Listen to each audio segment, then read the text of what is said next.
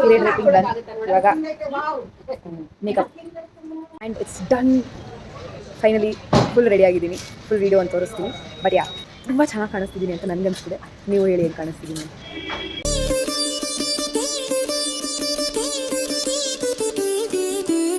ನನಗೆ ಲಿಟ್ರಲಿ ಕೂರಕ್ಕೆ ಕಷ್ಟ, ಅದು ಉದ್ದ ಮಾಡಿಟ್ಟಿದ್ದಾರೆ.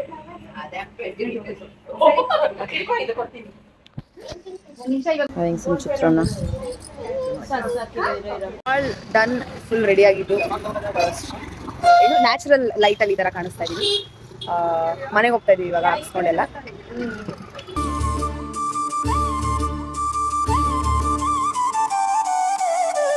ಓಕೆ, ಫೋಟೋಶೂಟ್ ನಡೀತಿದೆ.